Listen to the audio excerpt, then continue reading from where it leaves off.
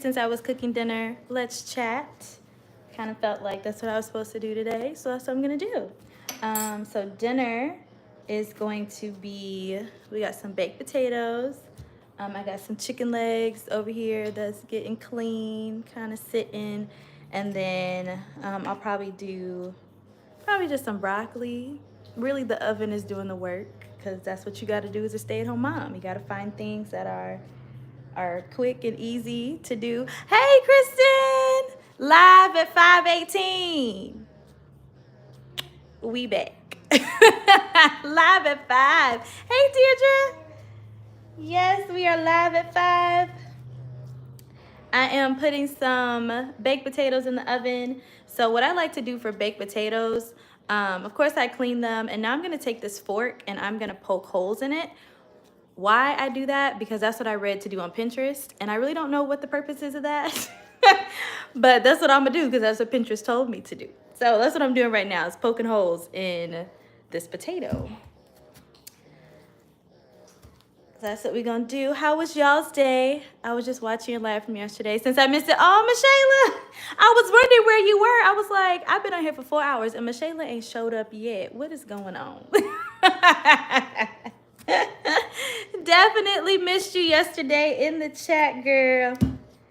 Definitely did. Yeah, yesterday took a turn, but a good turn. I wasn't expecting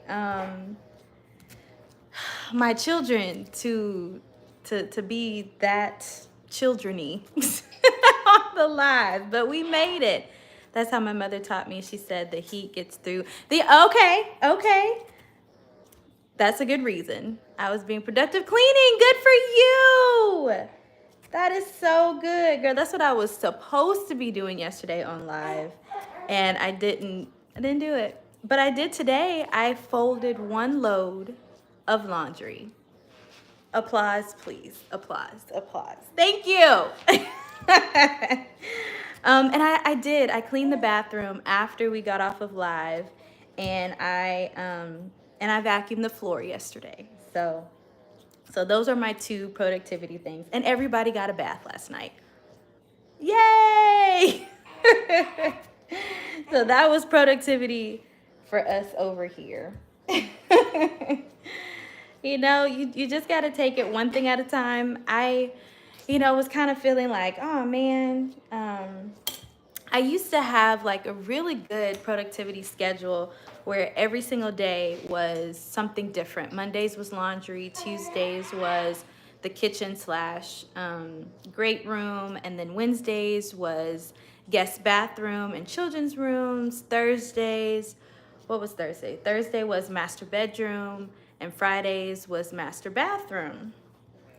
And that schedule worked great. It was perfect when I only had two kids. But now that we have the twins, that schedule really doesn't work. At least right now it doesn't.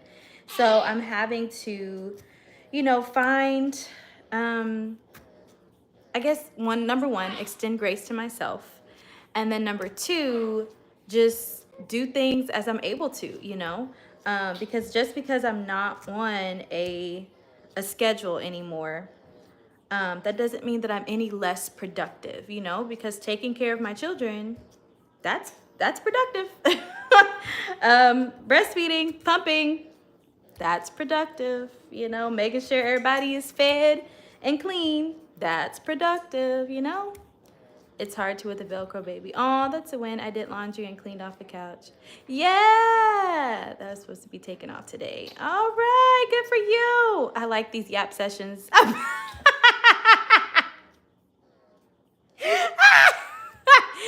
you, Ariana. I be listening like it's a podcast, girl, because that's all I be doing on here. I be yapping. That's exactly what I be doing. Yap, yappity yap. I appreciate y'all so much. Thank y'all for joining the yap sessions. That is good though, girl. The Velcro baby. I understand. So how do you manage? Do you just like put them in like a baby carrier And you know, that's how you're able to be productive. Share your secret, girl. Share what you do. Help another mom in the chat to figure out, what do you do with the Velcro baby? How do you manage with the Velcro baby? And if anybody else has any tips, go ahead, drop them in the chat. How do you handle getting things done around the house with a Velcro baby? Let us know, let us know.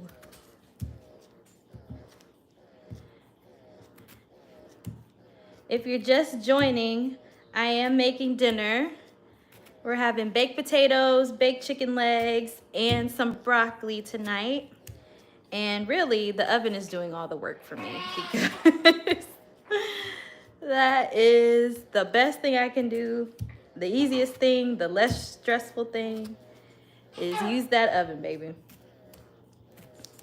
That's what it's there for.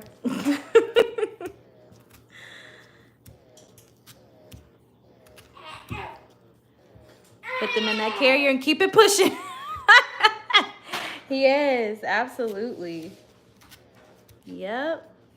So I actually, they make twin carriers, and we used it in Disney World. So if you watch the Disney World vlog, those two green carriers that, you know, I would wear or one of the grandmas would wear, you can actually attach those. And so you can wear one baby in the front and one baby in the back. And so we haven't used it as the twin thing, but that was really cool when I discovered that on Amazon. I was like, absolutely, let's put that right on that registry, because there is no way I'm going to be able to carry both babies at the same time. No, no, no, no. So I hope he stays distracted in his playpen. Oh, well, all is for dinner. Yeah, so girl, just baked potatoes, baked chicken, and broccoli. And that's what we're gonna do. I need a new one to carry him on my back. Yeah, I'm kind of nervous of how to really get him on my back, so that's why I ain't tried it yet. I have not tried that, but you know, in Africa, like I see a lot of videos, you know, in Africa where women, you know, wear them on the back and they be wrapping them up and everything, and it's just like, that's natural, that's normal. But I'm just scared to try it just yet. My back is already broke. I know, right? It's like my back already be hurting. Then I gotta put a baby on my back. Lord help. But no, I'm gonna try it one day. I am. So how was your day, Soraya? My day was, you know, I had a good day, Deidre. I did. It was really chill. You know, I ain't turned the TV on today. I just started listening to music like right before I got on. So it was just really quiet for me today. And it's just been me and the Lord today. You know, I've been talking to the Lord, and I've just been just around here in the house. Just, as we say, piddling. I've been piddling around this house. Like I said, I got a load of laundry folded, and that's it. That's what I've been doing. I was able to do, remember yesterday, if you watched it live yesterday, I was trying to do the charcuterie board. So I finally got that done, like an actual one this morning. So I was able to eat off of that all day. And that's it. That is really it. So it was a good day. It was a good day. Not as productive as I hoped it would be on like my list of things to do, like laundry and all that kind of stuff. But it was still a good day. It was still a good day. Let's see. Get a wagon and drill seat carts to the wagon. You know what? We do have a wagon. I listened to that song, He Never Lost a Battle. You did? All right. What'd you think about it? That was on my playlist right before I got on live, and woo, so good, girl. So good. So after I put holes in the baked potato, I'm going to rub it down with some olive oil. And if I had like the coarse sea salt, I would sprinkle that over the potato. But But I don't have none of that. So, and I don't usually end up eating the skin anyways.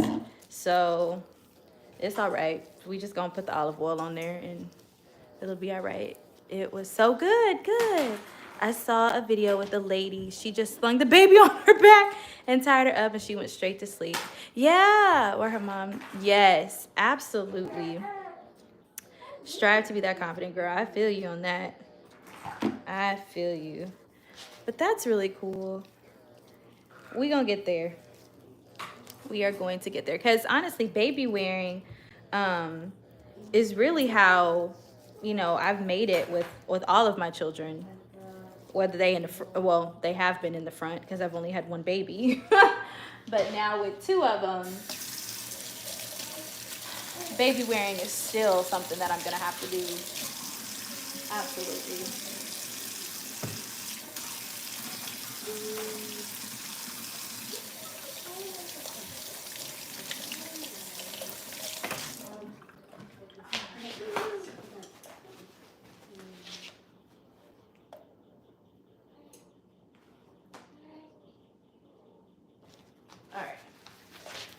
So on top of making dinner, I'm also power pumping currently. Ooh, so I got that going on. And let's see, 5:28. Okay, I got to start it back up in about 10 minutes. Okay, then I'm going to put these potatoes on this little baking sheet. And I'm going to set them to the side for right now while I get this chicken together. Because I'm going to put them in the oven at the same time and they will cook at the same time. And get done about the same time. So all of dinner will hopefully be done at about the same time. God is so good. He never lost a battle. And he is more than able. Absolutely. Yes, ma'am. Okay. Now we gotta get this chicken together.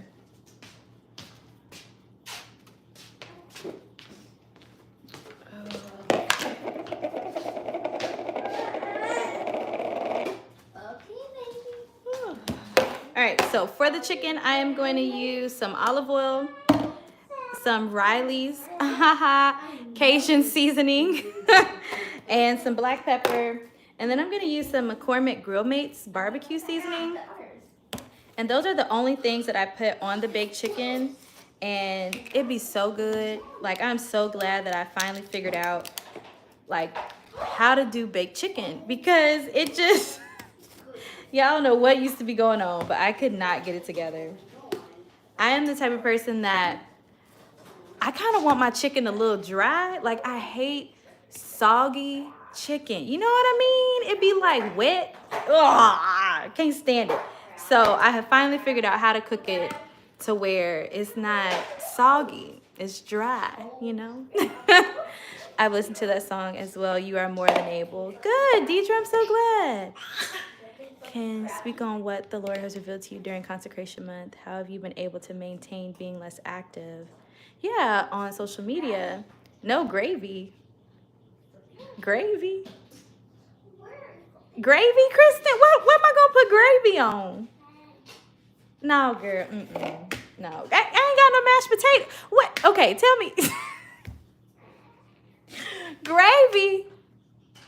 Tell me what you would put gravy on, because I'm like, I ain't got no mashed potatoes. What would I put gravy on? But no, but then just in general, like, I'm not a gravy person. On that chicken, no. See, that's a mixture of like textures that I'm like, some other chicken, no.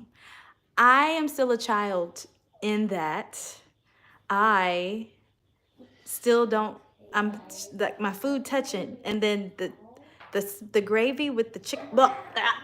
No. I gotta keep it separate. It's the textures is too much. Oh no. Okay. Because I was gonna answer you, Ariana, but yeah, put it up there again so I know, so I can answer your question about that. About that. Oh, that's Avery. Hi, everyone.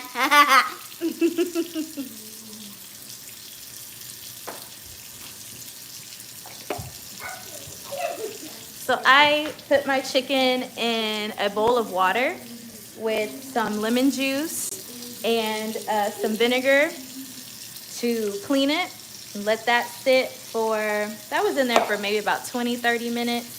And now I'm rinsing it off, patting it dry. And then I'm gonna put the olive oil and the seasonings on it. And that's how I do my chicken. I know TikTok was in an uproar. Hey, Micah! TikTok was in an uproar. It feels like every few months they be arguing about wash your chicken or not wash your chicken.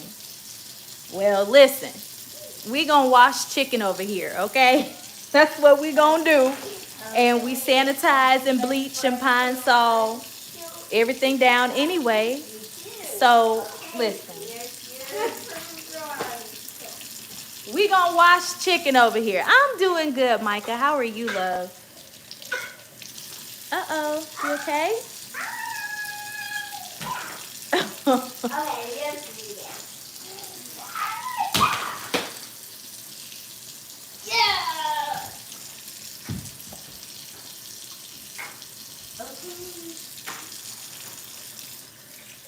Mom, what's this? Oh, wow. You are karate chopping over here, ain't you? Yeah.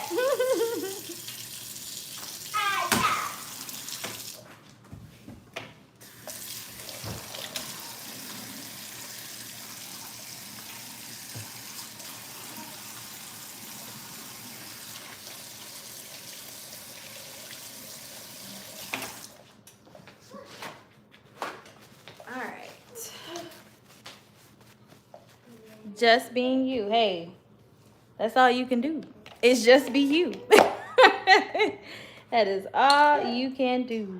All right, we're gonna put some olive oil in here. I don't be measuring. Do y'all measure when y'all be seasoning y'all food, or you just let the Holy Spirit lead you and stop whenever He tells you to stop? That's what I do. I do not measure. I just be like, oh, that feels good. Maybe a little bit more.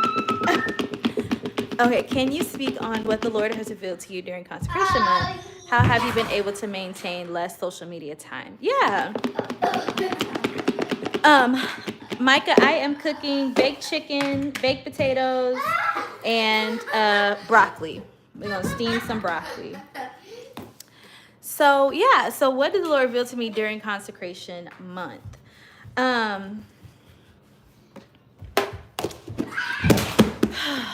So the thing that the Lord, well, the main thing I will say is definitely social media. He was just really showing me that, well, and then in different areas of my life, okay, give me the words, Holy Spirit. Okay, so overindulgence. That's really where it is. Overindulgence and self-control. Those are the two things that the Lord was really like reiterating and pushing during consecration month for me. Self-control is a fruit of the Spirit, and since I have the Holy Spirit, then I need to be exhibiting the fruit of the Spirit, right? And so when it came to social media, and then even with food, which I've noticed that, which is why I've started doing the charcuterie boards to try and just get some self-control and some discipline in food. I was overindulging in those things. So meaning, I would be eating, like my stomach would be full, but because I saw it on my plate or because it just sounded good, like I would stuff myself until where I felt nauseous. And it's just like, what is that about? Why was I doing that? Lack of discipline, lack of self-control. And then with social media, I would be just scrolling, seeing the same people, the same posts, I would be just consuming all these things that I was seeing on social media. And it was just like, for what? Why? I could be doing something more productive with my time. I could be studying. I could be praying. I could be, yes, baby, I see you. I just showing it to people. I know. You be careful with that, okay? Please do not let that go. And that start flying and hitting people. I could be, more productive, with my time. I could be, with YouTube videos. I could be editing. I could be recording. Like, there were just discipline, self-control, overindulgence. Like, I was just doing way too much on social media, and I needed to, let that go. And I was worried about my social media presence, though. I was like, well, if I don't show up, will people still follow?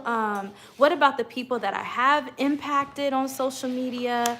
What about them? What happens to them? And the Lord was like, they'll be all right. And I was like, but Lord, I was posting social, worship content, and he's like, they're gonna be okay. And I was like, okay. And then I was like, but Lord, what about, I was like, do I need to make, an announcement to the people that the Lord, told me not to be on? And he said, you ain't got to be loud. Just go. And I was like, I got to tell the people something, though. No, you ain't got to be loud. Just go. I said, okay. I said, okay, Lord, whatever you say, that's what I'm going to do.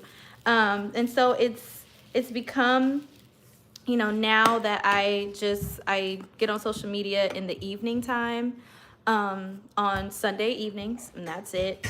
And even in that time, I still don't post anything. I'll, respond to messages, or, if I'm mentioned in a comment or a post, or I will react. So if you get a reaction from me from a post from last week, that's why I'm so behind on it, because that's the only time the Lord is telling me that I can do it, right? So that was one thing he was talking to me about. But then the other thing he was talking to me about is becoming too familiar with social media. And I was, talking to the Lord actually today about that. And I was like, what do you mean, too familiar? Like, Safe Space with Soraya is about transparency. It's about being vulnerable. So, like, but what do you mean? Like, how do I not do that, on social media, when that's like one of the pillars of this social media, whatever. And he was like, you can share your stories, because I have stories for days about my life and what's going on and things like that. But he was like, but some of the behind the scenes things, he was like, you just got to keep that to yourself. And he was just like, showing up in your stories with your bonnet on, Soraya, you don't need to do that. you don't need to do that. And I'm like, it's just a bonnet, Lord. He's like, no, you don't need to do that. And then even when it came down to like the clothes that I wear, when I'm posting in my stories on social media, he was like, you need to dress better than that. And I'm like, but Lord, like, I'm just at home. Like, the goal is to be vulnerable, transparent, behind the scenes, like, chill. And he was like, no, you don't need to do that. And I was just like, okay, all right, fine, Lord. And then I ended up hearing a sermon by Bishop S.Y. Younger. And he was talking about, how people in ministry show up on social media. And he was saying that,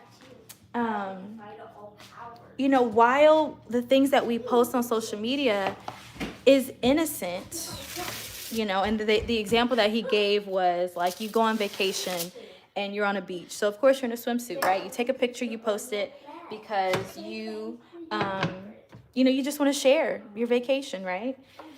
But he was like, but you do that and then you come back to church, you're up trying to minister, and the only thing people can think about is you in that swimsuit.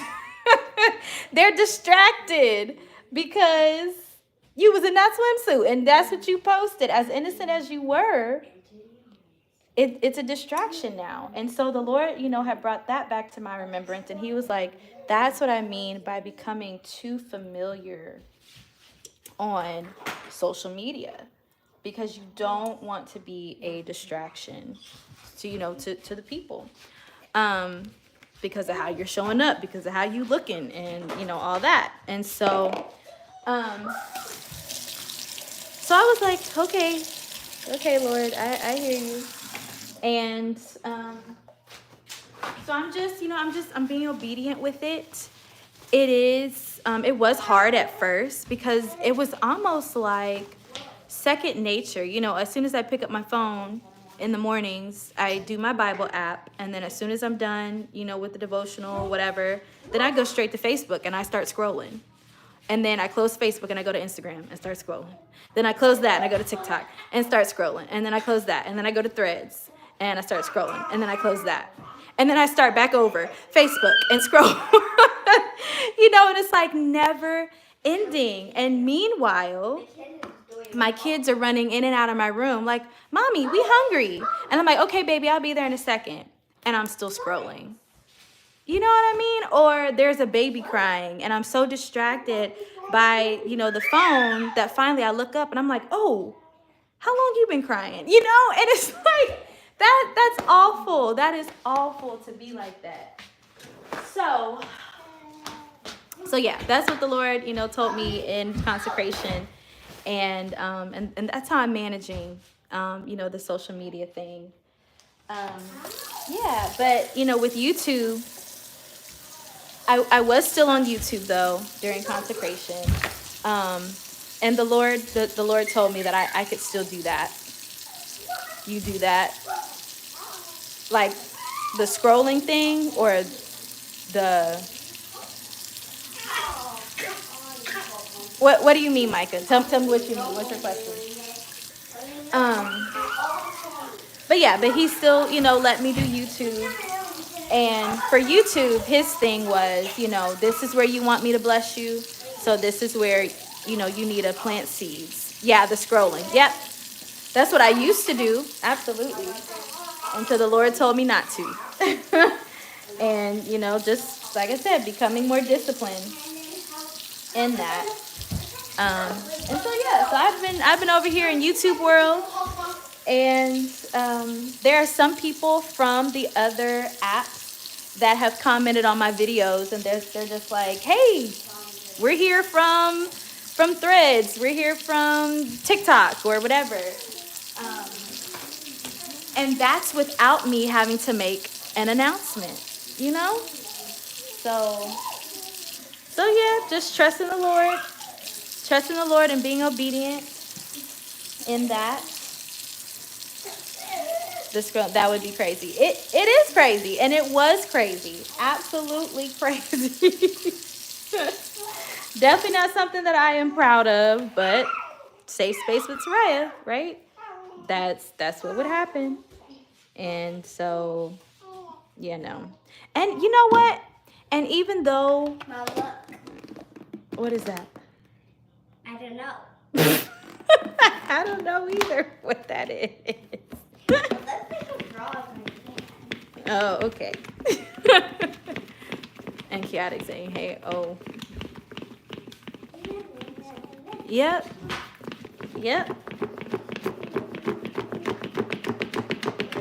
When was this in your paint? Yeah. Yep. But, even though I do get on social media and I'm, I can get on Sunday evenings.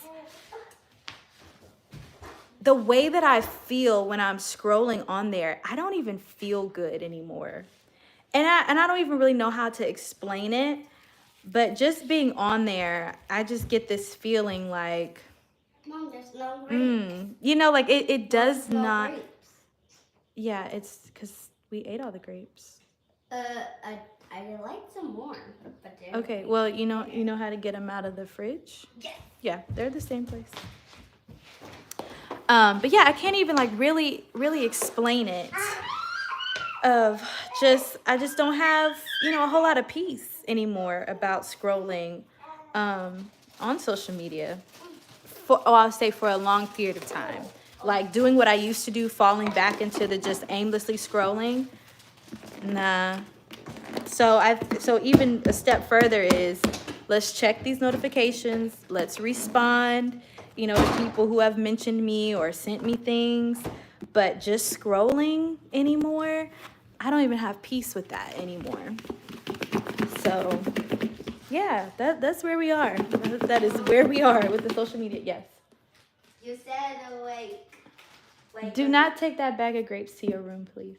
You can leave them on the table, and you can grab a couple at a time, but don't take the bag to your room. Oh, like grab it into the room? Yeah. Oh. Yes, but don't take the whole bag, please. Oh, sorry.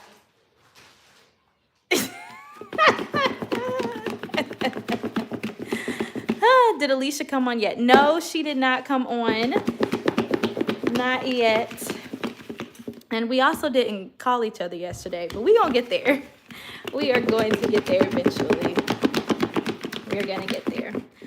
But I was actually talking about, the whole social media thing yesterday. And one of my friends, he commented and he was just like, so you telling me that I'm going to hell because I'm scrolling, or the Lord's not pleased about scrolling or something? And I was like, that is not what I'm saying. I am not saying this for anybody else. I am only saying this, like, for me, like, this is just what the Lord has told me to do, and what I feel convicted about is you just got to be obedient to the Lord. And, same thing with, just as with anything, you know what you can handle. And some people just, can't handle it. And I'm one of those people who cannot handle it. I can't handle social media and still show up the way that I need to for my family or for ministry or for, whatever. I just can't do it. And so you just have to know that about yourself and, adjust accordingly. So that's where I am with that. He's still shaking that chicken, isn't it? I gotta make sure that everything is getting evenly coated, okay? That's why I'm shaking it the way that I am. Make sure it's evenly coated. And I feel like I'm gonna need a bigger pan because this pan is not big enough. Or maybe I can. Yeah, this chicken needs some space. I'm gonna have to get another pan. It's okay. We're gonna make it work. What's the matter? What's the matter? What? Are you getting hungry again? Okay, hopefully I can get this chicken and potatoes in the oven before y'all start hooting and hollering for a bottle, huh? Huh? Okay. Okay, we gon' get it together, saints. Let's see, okay.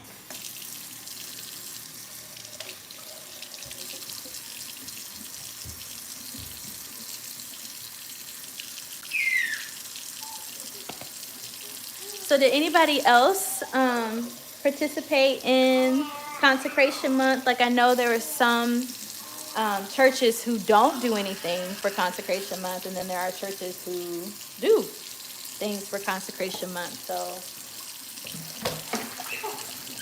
did the Lord say anything to anybody else? What kind of chicken wings? Maybe some buffalo wings. My favorite sauce is magic sauce. Magic sauce? What is magic sauce? I've never heard of that before.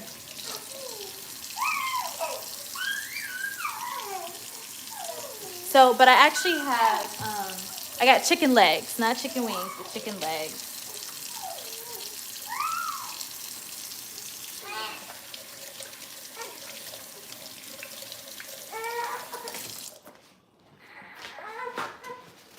Okay, I'm coming. I am coming, I promise. So consecration month is usually, well, most churches do it in January.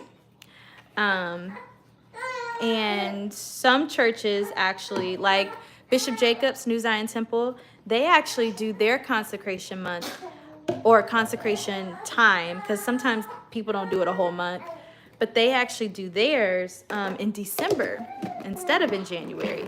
So yeah, but it's typically, most people I've seen do consecration month in January. And it's just a time to, fast, to just seek the Lord for what he's saying, for the year. For me, I look at consecration as, eliminating things that are a distraction so that you can, hear from the Lord for whatever he's saying for the year, for the time, just anything. So I don't look at it as a punishment. Some people are like, oh, we got to do consecration and fasting. But I don't look at it like that. I just look at it as, let's eliminate these distractions so that you can actually hear, what the Lord is saying to you. So magic sauce is from this restaurant, sort of. Oh, barbecue flavor. Okay. They call it magic sauce. Cool. No, I didn't do consecration for Bishop to say anything about doing that. Yeah, see, and some churches don't. Like, I know the church that I grew up in back home, I don't think they did it either. So, yeah, some people do, some people don't. It is what it is. It's not a bad thing. Okay, let me get this other. Mom? Yes. I saw they scratch. Okay, thank you for grabbing her hand so she wouldn't scratch. Oh. Alright. I'm actually cooking more chicken legs than we will probably eat tonight, but because I bought the family pack, and after I took out what we will most likely eat, there was only 4 left in there, and I was like, I might as well cook these little 4 legs and just save them. I bought some romaine lettuce, so I may just go ahead and cook them, and then take the chicken off the leg and, put some chicken on top of the lettuce and have like a little salad and everything. That sounds good. So I might do that with the leftover chicken legs.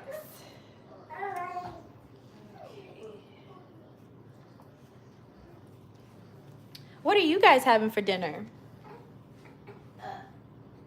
Y'all let me know. And so what are you having for dinner? Number 1. And then number 2, Mom. what? Okay, can you grab her hands? Oh, okay. Thank you. There we go. Right. So number 1, what are you having for dinner? And number 2, do you have like a schedule for your dinner throughout the week? Meaning, like, do you like pick certain days that you cook on, other days you're like, this is leftovers, and then this day we're doing eating out? Or do you just take it as the day goes? You're just like, I was gonna cook, but now we just gonna eat out today. Like, what is your schedule, if you have one, for dinner during the week? Our church did consecration in December for 21 days. Yeah, a few things the Lord spoke to me personally about is social media, consistent tithing. Ooh, reconciliation. You know what? Thank you so much for bringing that up, Ariana. Because the Lord also has been talking to me about reconciliation, yes, but also just having hard conversations with people. That could look like, letting people know, hey, you offended me, or it could be apologizing to people for, the things that I've done that are wrong, or the things that I've said that are wrong. But then also having hard conversations with myself. It's like there are some things in my life that I feel like if I don't say it out loud, then it's not real, or I don't have to fully accept it, But having hard conversations with myself and being like turning the mirror on myself, and being like, girl, this wrong. You should have did that, or you should have said that, or whatever. Like, Like that's also something that I, have been having to walk through. And honestly, that's just been like over the last couple of years for me, not just January, but the last couple of years. It's been that type of thing. Just it's been rough. It's been hard, but we making it. We are making it. Okay, Pookie Poo. I'm coming. I'm coming. I'm coming. I'm coming. I promise I'm coming. Okay. So what did he tell you about social media, Ariana? It's about doing it for God and meditating with our doings and staying consistent. My auntie shared me this Bible verse. It simply says, do things in decent manner and in good order and stay consistent. Yeah, absolutely.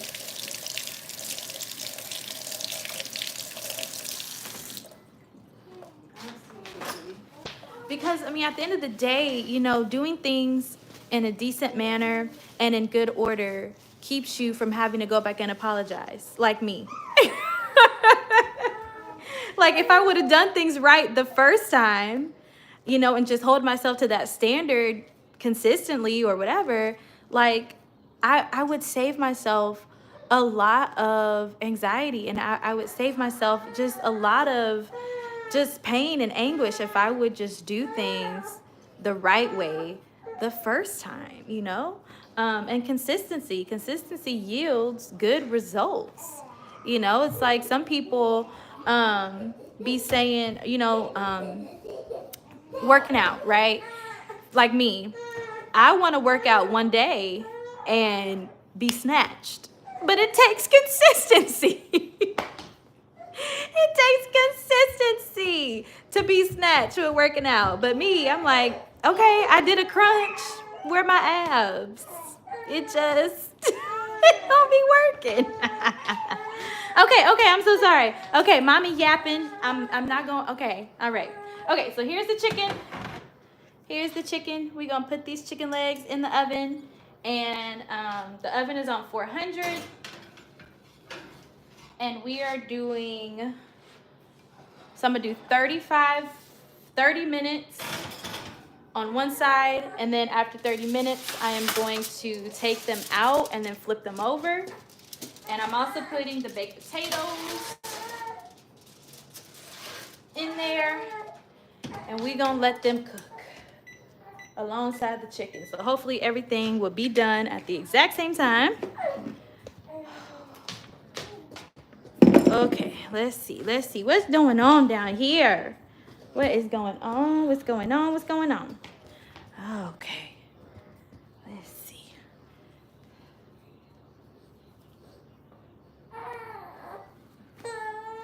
Do we need a bottle? Is that what's going on? Oh, okay. Well, I actually gotta wash bottles because I don't know what happened. I love how the Lord has been dealing with you during praise and worship. Do you just flow with the Holy Spirit during those moments when He tells you to go a different route in worship? Thank you so much for that question, Deidre. So yes and no. Okay. Hold on. Okay, let me get these. Hold on, Deidre. I'm gonna answer your question. I promise.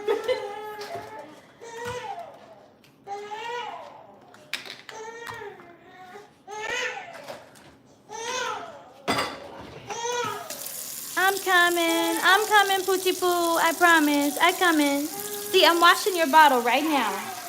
Yes, I'm washing your bottle right now. Yes, I'm coming. I'm coming. I'm coming. I'm coming. I'm coming. I'm coming. I'm coming. I'm coming. Please. I promise. Okay. Okay. Yes. Bless that baby. Bless that baby. Yes. Bless that baby heart. Oh, you got something to say too?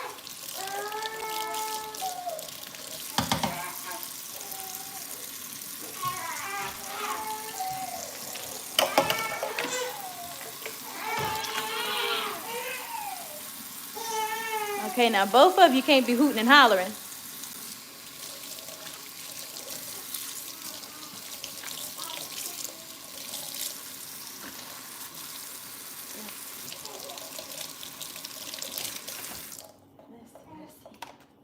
Okay. All right.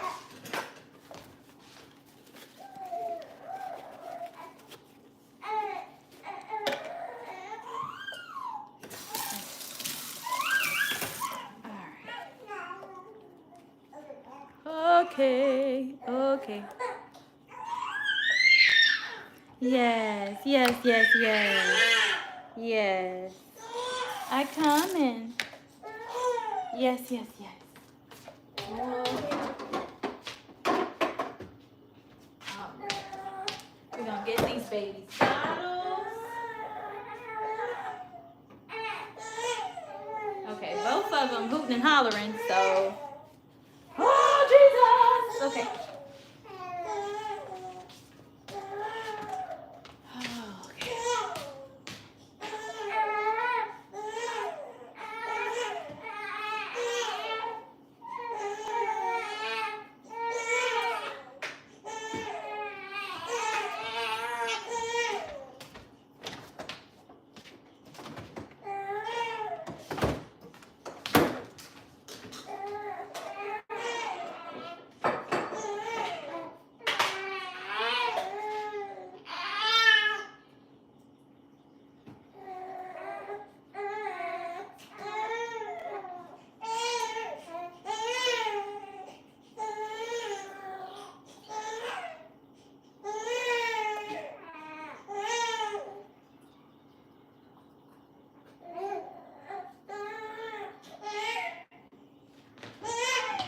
All right. Sorry, I forgot y'all was over there for a second. My bad. I done got so focused on trying to get these bottles. Woo, y'all forgive me for that. My bad.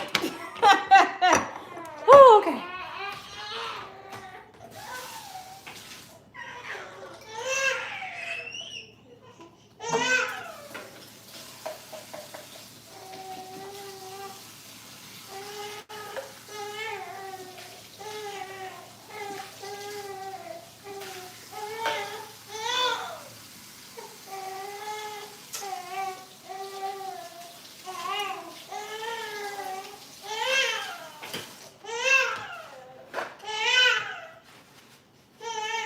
Yes, mommy coming. I'm about to pour these bottles right now.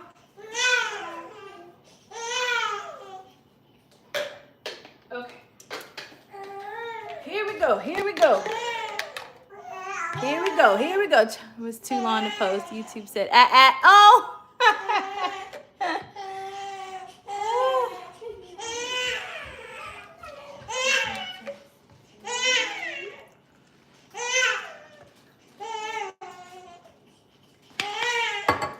Yes, yes, yes, yes. Yes, mommy's coming.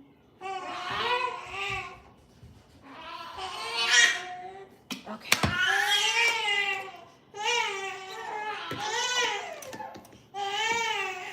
Okay, okay, okay. Okay.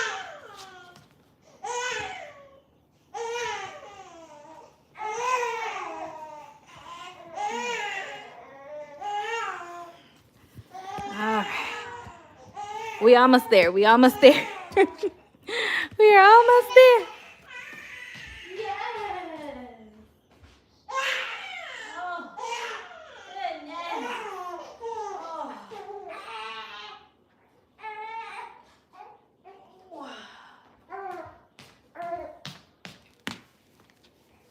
Okay. Woo. All right. Uh-oh. Okay. Whew. All right. We almost there, Saints.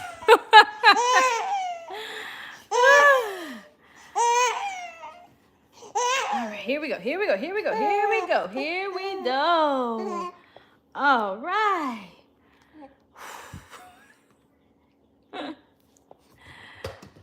Real day in the life. This is what we have to do sometimes. Okay. So back to the question that Deidre asked. Let me read it again so I can make sure I get my thoughts together. So, do you just flow with the Holy Spirit during those moments when he tells you to go a different route in worship? So, absolutely. Whenever I am up leading worship, well, let's start here. Prior to leading worship, there's always a plan. I always start by praying and asking the Lord, what does he want to hear? What is it that I need to sing? And then I also think about what are songs that may potentially, line up with whatever sermon series we're in, or what is something that, the bishop may have been preaching about, recently. Like, I also think about those types of things. And when he gives me a set, I actually worship to that set of songs, Okay, you don't want this bottle? Because you acting like, okay, well, I'll put this bottle down. I guess you don't want it, which is fine. Your sister just wanted it. Okay, that's totally fine. But I worship to the sets prior to, oh, you do want it. Well, you was acting like you didn't want it. I'm sorry. Prior to actually getting up and singing them. And it's in those personal worship times that the Lord will drop, different songs in my spirit that, connect the two. So, for example, the last time I sang, the Lord gave me open the eyes of my heart, right? Open the eyes of my heart, Lord. And then he gave me you are holy, oh so holy, right? And those were the two songs. That's where I started. But when I was worshiping for myself, he led me to go to the hymn, holy, holy, holy, Lord God Almighty. So that's how that song became part of the set. And then once I started singing, you are holy, oh so holy, then he led me to holiness. Holiness is what I long for. And so that became the actual set that I did on that Sunday morning, the last time I led worship. And so while it may have sounded spontaneous on Sunday morning, it actually wasn't spontaneous, because that's what the Lord had given me. It was spontaneous, I guess, in my personal, private time, but it was just, it's what the Lord gave me. Now, there are times where he will drop a song in my spirit while I'm up leading worship. And I'm going to be honest with you, sometimes I'm scared to step out on that because I get in my own head sometimes, and I'm like, oh Lord, I don't want to, I don't want to, start singing it and then don't nobody else know it, or I start singing it and then it's like out of the range, you know what I mean? Like the key's not right or something. And so sometimes I hesitate, but most times when he drops something in my spirit, I'm learning how to just let go and just jump. Like just jump in the river and see what happens. So the Sunday that's coming to my mind is we were singing, and this was, I think it was 2 years ago. I think it was before I was even pregnant with the twins. But we were singing Todd Galbraith, you've been so good, you've been so good. And while we were rapping that, I heard, it could have been me outdoors with no food and no clothes. And I was really scared. Like I had been hearing that way before we even started singing the song. I heard that we were supposed to go there, but I was like, Lord, number one, that's a different meter, the I wasn't really entirely sure if I was going to come in on the right key. You know, like there was just so many things. And I was like, oh, and the team, like we didn't rehearse this, Lord. I don't want to throw the team off, you know, to where they're confused and they can't come in. Like, how am I going to direct this moment? The band, I was like, Lord, the band doesn't know that I want to go here. Like, what do I do? And then I just jumped. I did it. I sang it and it hit. Like that's exactly what the moment needed to totally shift, you know, the service and shift the worship moment. And I actually posted that clip on social media and it ended up going viral. But it was just that spontaneous moment that the Lord was leading me to do in that moment.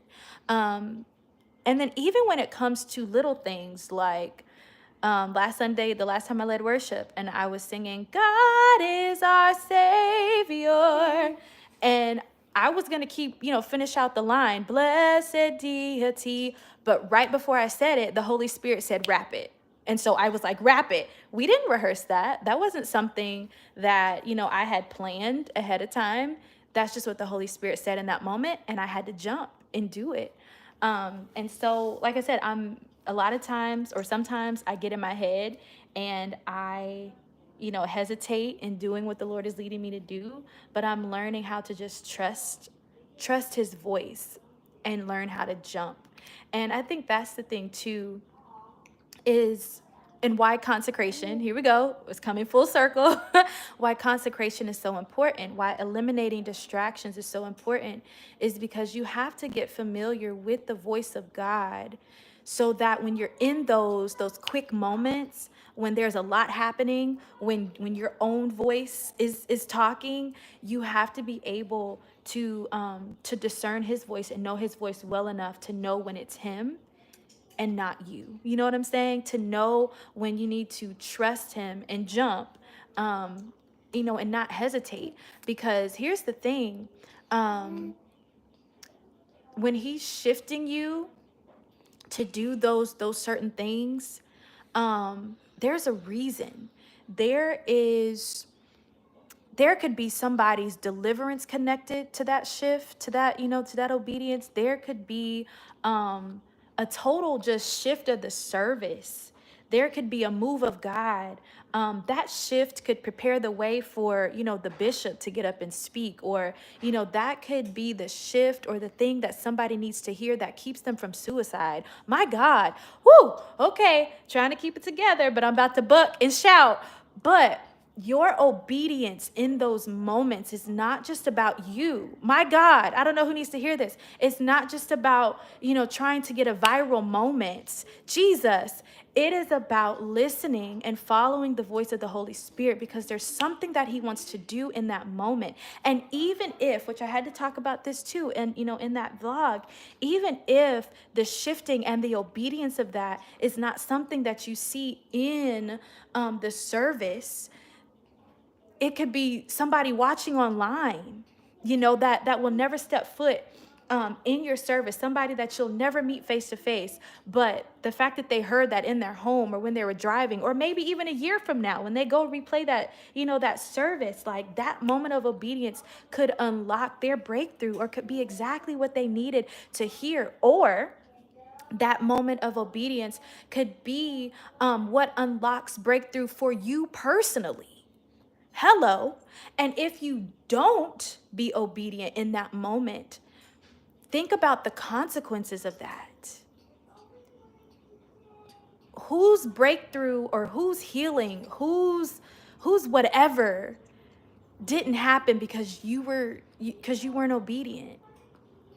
Like that's weighty, that's heavy. That's why, you know, leading worship, it's serious business, because there are so many things and so many people, so many lives that are connected to to our worship, and when we're leading and being obedient in that and preparation and everything, like worship leaders, like we're not just getting up singing songs. Like this is not, the juke joint. You put a nickel in and you get a song out. Like that's not what we do as worship leaders.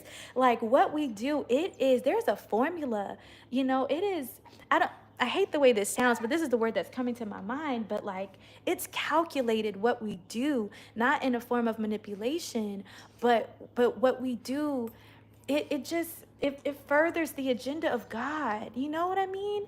And it's serious business, and we have to take it seriously because lives depend on it. Lives depend on us being consecrated. Lives depend on us being prepared. Lives depend on us being obedient in those moments and jumping in the river wherever the Lord is flowing and wherever the Lord is leading us. Woo! My God. Thank you for that question, Deidre, because I was not expecting to go there on this live, but you unlocked something, girl. Thank you for that question. Woo! My God, my God, my God, my God. So, whoo, okay. I'm like, hit the track. Where's the track? Because I'm ready to shout now. I'm ready to buck. Where's the sheets? My God, okay. Ooh, Jesus. I love talking about worship. I do. I love talking about worship. I could talk about it all day long. Because I mean, it really is like on the heart of God for the worship to just be taken to another level, for the worship to be, taken seriously. It's just for so long, praise and worship has just been, it's been, like let's sing, the latest hits. There's been no intentionality in it. There's been no, like we haven't sought the Lord to see what it should be. It's just been about, emotionalism. Let's holler and scream in this microphone so people can, respond. Let's get up, let's bully people, to get a response out of them. And it's like, that is not the purpose of worship. It's not. The purpose of worship is offering a sacrifice to the Lord in response to his attributes, to his nature. The worship is for him. Worship is not for us. It's not for people. It's not. It is for him. And, at the same time, we do have to be mindful of our people. We do have to be on, this is a practical tip. We do have to be mindful of the demographic that we're serving as well. It's not for people, not at all. But our job as worship leaders is to create corporate worship atmospheres. Corporate means everybody is worshiping together.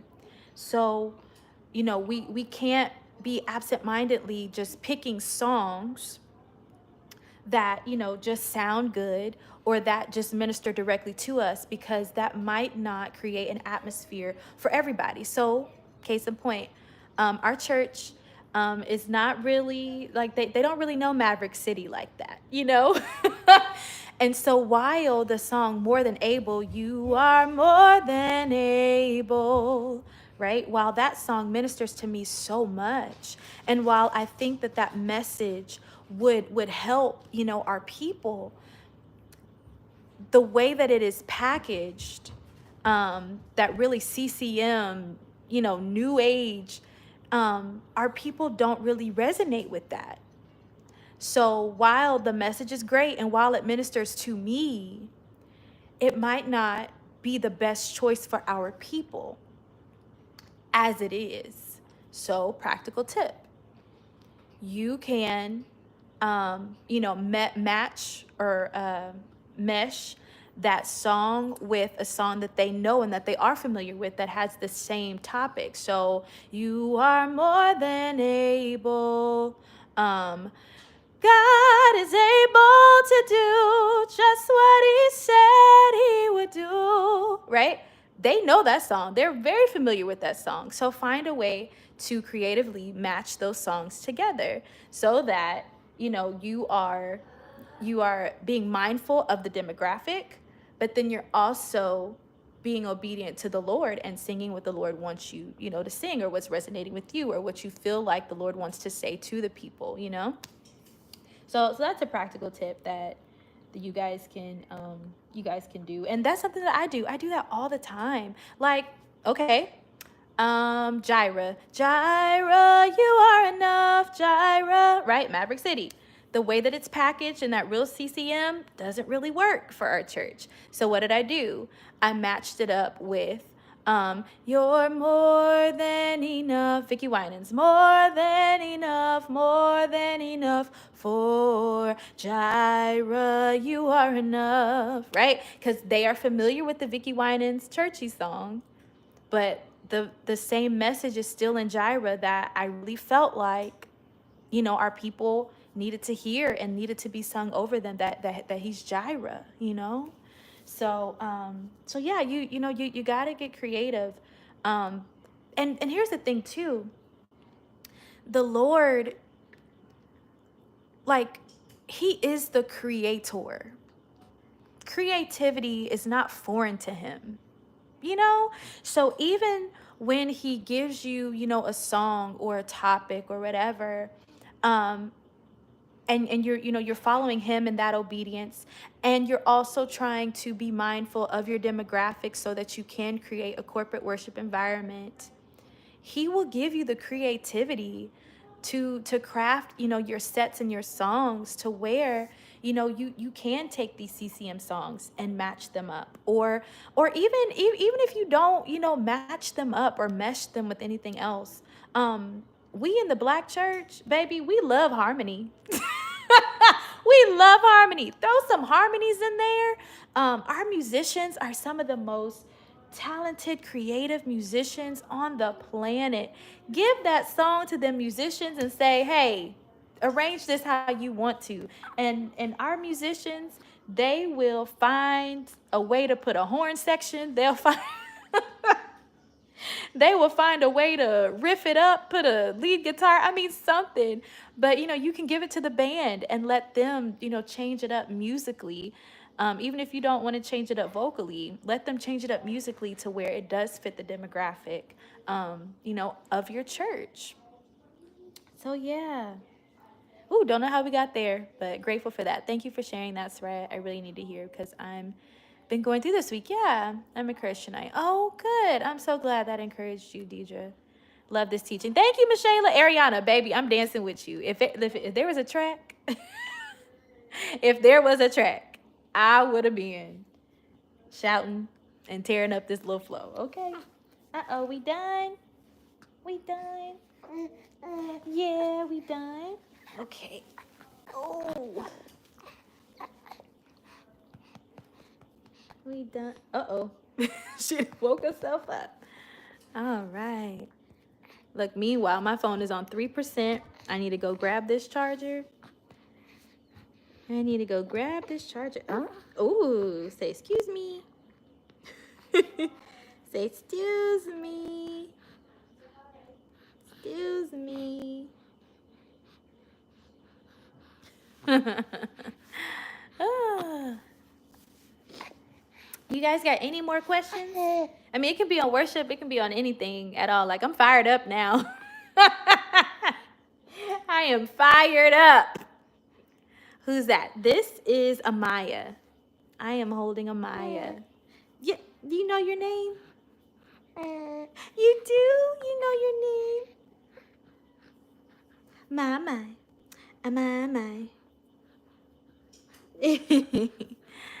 Yep, this is Amaya.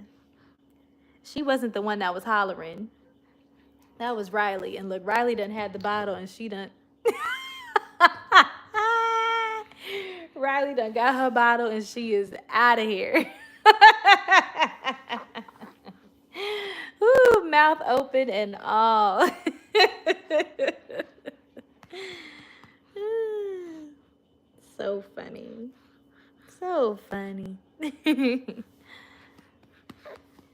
All right, sister.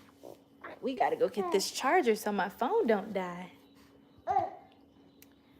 So my phone does not die. Ooh. Whew. Let's see. Let's put you down. Let's put you down. There we go. Whew. There we go.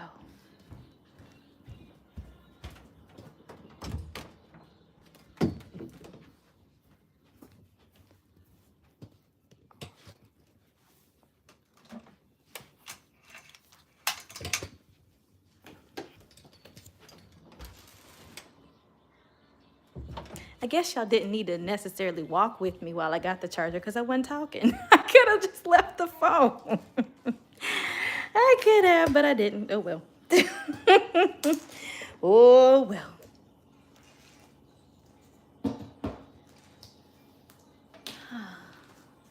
Let's see.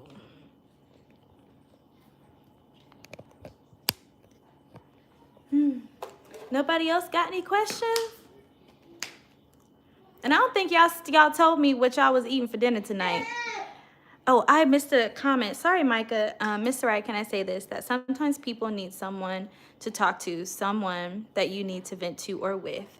But that could also help you get through what you're dealing with. Yeah, absolutely. So I have multiple people in my life that I talk to, that I vent to. Oh, hold up. Let me go get baby. Baby.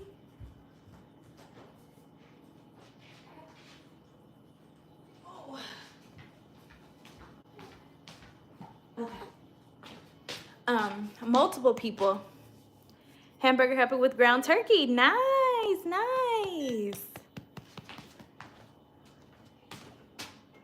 Okay.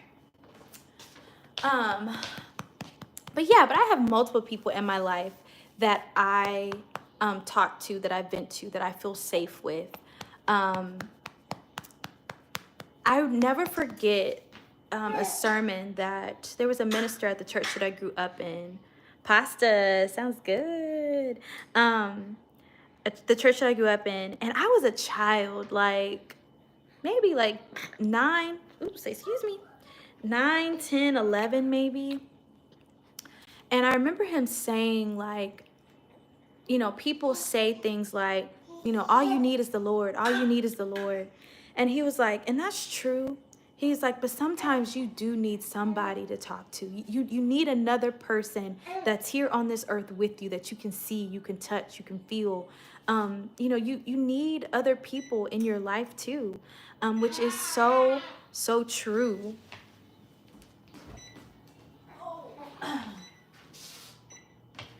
And so I've learned how to, you know, just find trusted, safe people to talk with. Sometimes it's my therapist.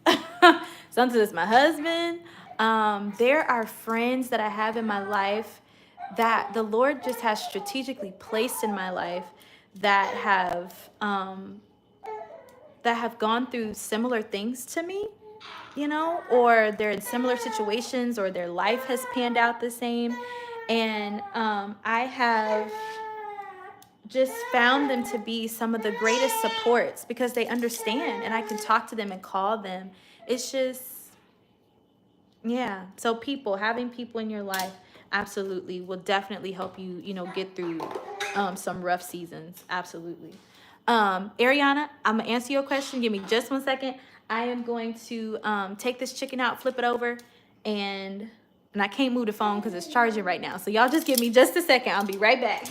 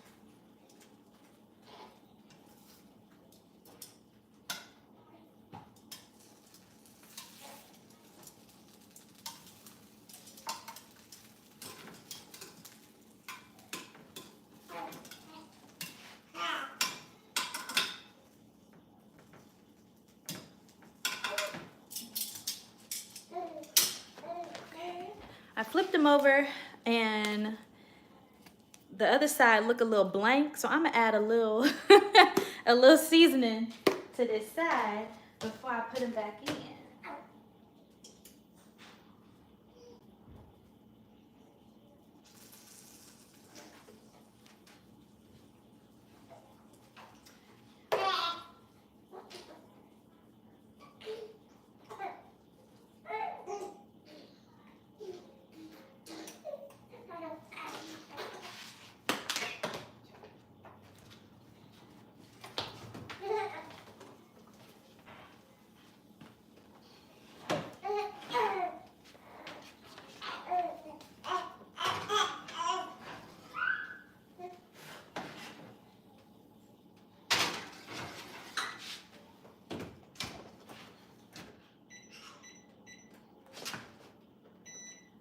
Woo, okay, we're back.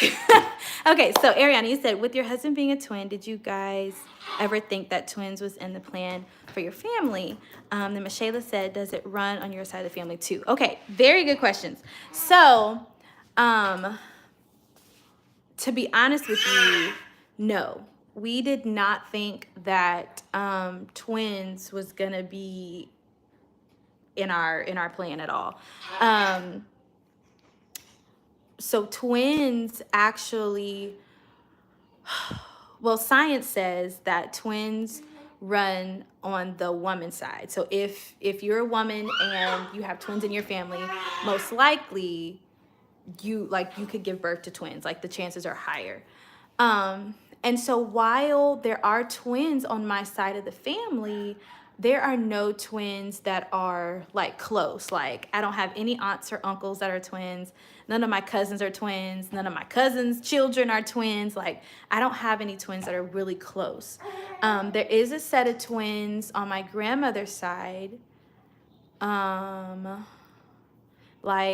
they're like my fourth, fifth cousins.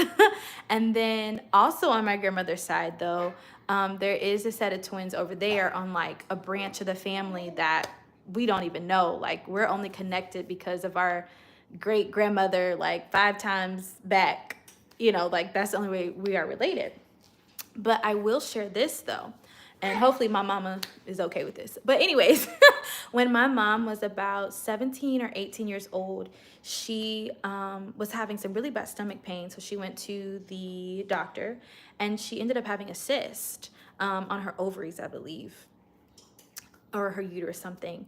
And so when they did the surgery, took it out, they did a biopsy on it, and what they found was that this cyst it had something in it that said that she was actually supposed to be a twin. So there was like 2 embryos in my grandmother, but my mom actually absorbed it, right? So she basically absorbed her twin, and the twin just became like this cyst that she discovered when she was like 17, 18 years old, right? Crazy. So that's my mom, right? And then my aunt, that's 3 kids later, she also had the same thing as well, a cyst that when they examined it, it showed signs that was actually another embryo that she had just absorbed, and that was actually supposed to be a twin, right? I know, isn't that crazy?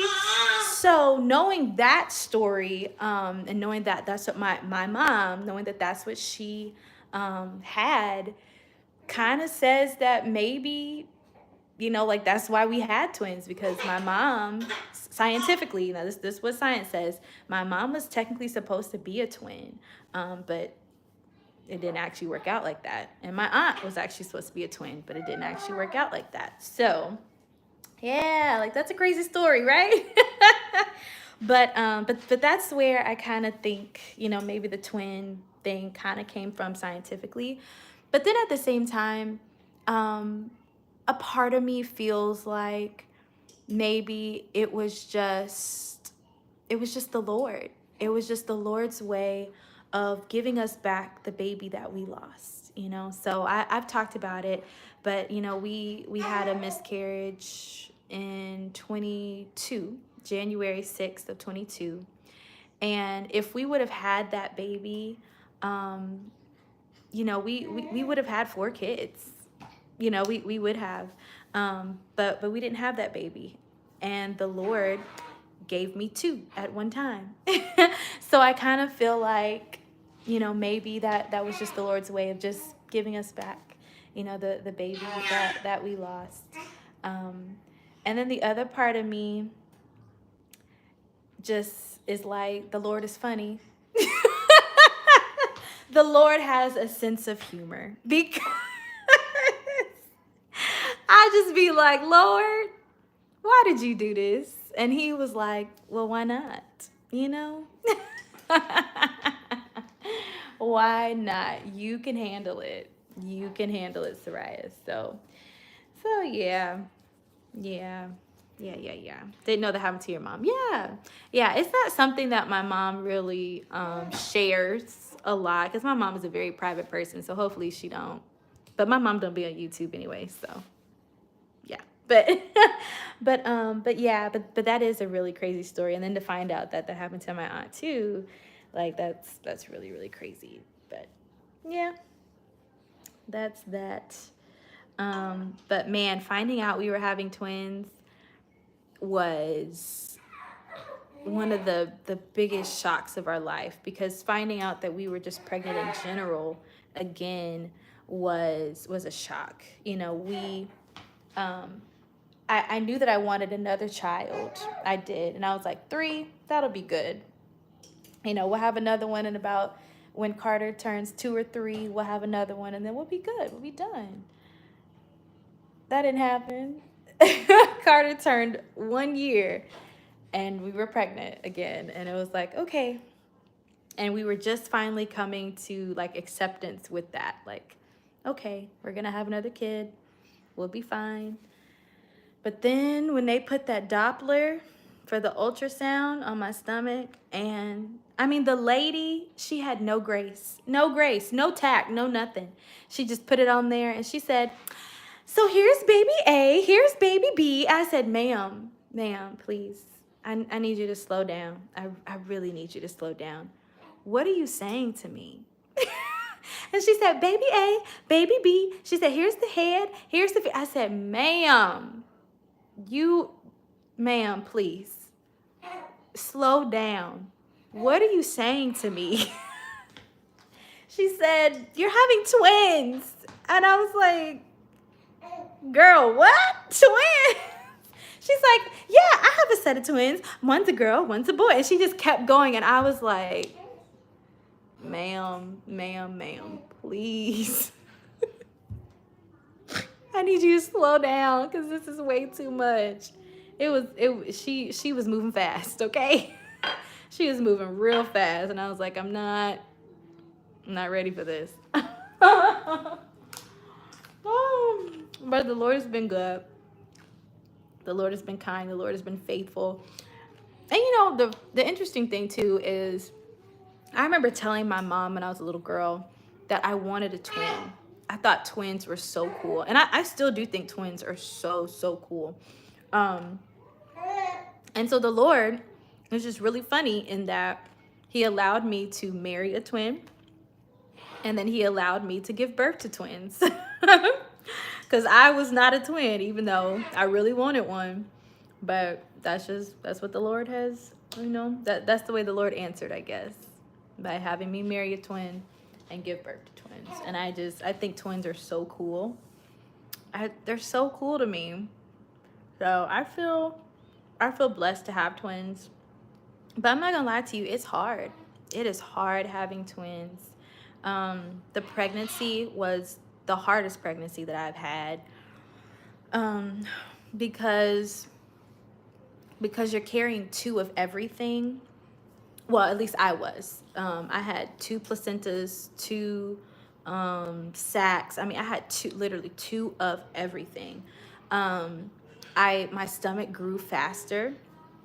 A lot of the symptoms that you would have in 2nd trimester and 3rd trimester, everything was sped up. So like my 1st trimester felt like a 2nd trimester. My 2nd trimester felt like the 3rd trimester. The 3rd trimester felt like Nah. It felt like, come on now, let's go. Let's get these babies out of here, right? But even though it was like the hardest pregnancy that I've had, it still was good. Like the Lord still, was so gracious and so kind to me during the pregnancy, because it got to a point to where it hurt to walk. It hurt to walk. It was crazy. How far along were you before they came? Yeah, so I believe I was 36 weeks. 36 weeks when they came. Which for a twin pregnancy, that's pretty much full term. Now, full term is actually 40 weeks. Well, I'll say this. The hospital told me that full term is considered anywhere between 37 to 40 weeks. So I was close to carrying the twins full term, which, like I said, for twins is really unheard of, because most times twins come early. And my doctor explained it like your body just can't hold them any longer because things get so heavy. And your body's just like, all right, I got to get this out of here because I can't, I can't carry them. And so the fact that I made it to 36 weeks is a blessing. And even though we were 1 week shy of, full term, they classified the girls as like premature, as preterm, because they were at 36 weeks instead of at 37, which was really interesting. And so because they were early, the experience in the hospital was a little different. They were monitored a lot more. A lot of different tests they had to do, like their blood sugar had to be taken every time they ate. They had to do a car seat test, which was like, ugh, okay. And we were so like thrown off by going into labor when I did, because we hadn't even got car seats yet, y'all. Like we had just had the baby shower on that Saturday. That Monday I was in the hospital. So there was still baby shower gifts that we hadn't opened. Nothing was organized at home. Like I said, we didn't have car seats. We still didn't know where they was gonna sleep. Like we were not ready for the girls to come when they did. It was crazy. And the fact that you were able to deliver without a C-section, yes, absolutely. My doctor, she knew ahead of time, because it was no secret. Soraya don't want no C-section, okay? And she was like, I hear you, but if it's, between life and death and, the girls, the babies, like, we're gonna have to do it. And she even, I don't want to say threatened it, but she did present that as an option while I was giving birth. So with multiples, you give birth in the OR. So just in case they do need to do a C-section, you're already in that room, and you're already kind of like prepped or whatever. And so while we're in there, Amaya comes out, we're good. But they're monitoring Riley. And what they're doing is they're have the ultrasound thing on there to make sure she doesn't flip, or to make sure, and then they're also looking at heartbeat and all that kind of stuff. And so, oh God, she trying to flip out the chair. This is Riley, by the way. So yeah, so after Amaya comes out, Riley's heart rate actually drops. And so, and she wouldn't scoot over either so that she could come out. So my doctor, now mind you, I'm hot, I'm sweaty, I'm just pushed one baby out, like I'm tired, I'm exhausted. The lights are so bright in the room. When they put Amaya on me, she peed on me. So like there's a lot going on, right? And my doctor says, Soraya, her heart rate is dropping. We may have to do a C-section. And when she said C-section, I was like, what? What did you say? And she said, never mind. We're just going to do the vacuum. So they put a vacuum on Riley's head and guided her out. And so she came out 11 minutes later. But yeah, I was like, girl, now you know. After I thought about it, I was like, girl, now you know C-section. I don't even know why you even said that. Because no, we not doing that. And I remember praying. I don't even know if I said it out loud or if I just said it in my head. But I just said, Lord, help me to push. Help me to push. Give me strength to push. And I did. I did. You sound like me with baby. Shower Saturday. And then hospital Monday. I had him via C-section Tuesday morning. Aw, my blood pressure was up on my Monday visit. So I had to go in. Yeah. Yeah. So funny thing too, I had a Monday visit as well. And I started having contractions in the office. During the appointment, I started having contractions.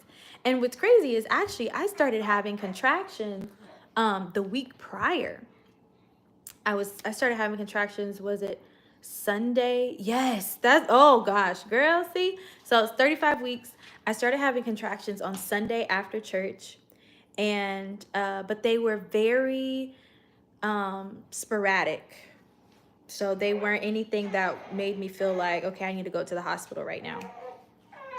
And so I had an appointment the next day, and I wasn't having any contractions, but when they measured me, I was maybe dilated to a 3 or a 4 that Monday.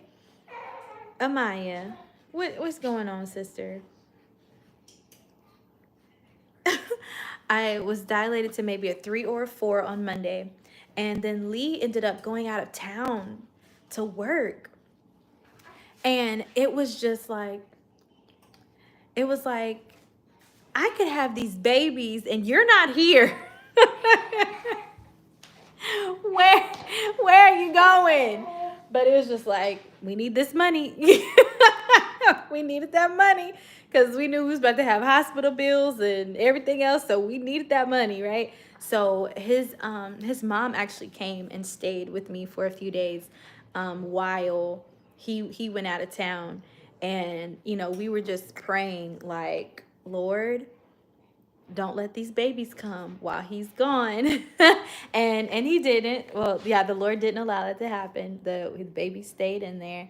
And yeah, so I was actually like in labor, I guess you'd kind of say, for like a whole week before I actually gave birth. And the day of my appointment, like I said, I was having contractions.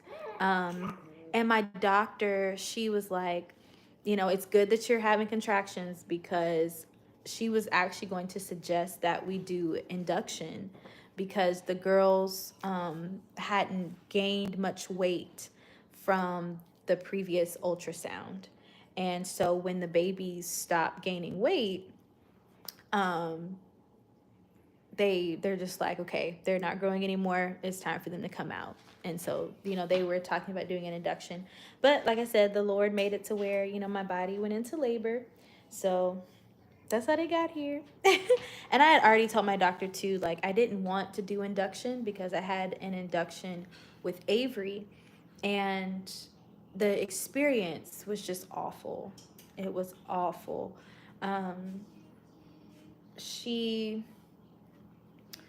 Labor was long. I was in labor for 26 hours. I pushed for 5 hours. I mean, it was awful. It was just awful. And so I went into labor naturally with Carter, and it was a much better experience without being induced. So, yeah, that's what happened. I would have been the same praying, yes. Absolutely. So, Michaela, were you induced? Is that how you got to a C-section, or was baby boy breech, or what happened? What's your story behind having a C-section? Or was it just the blood pressure that was up?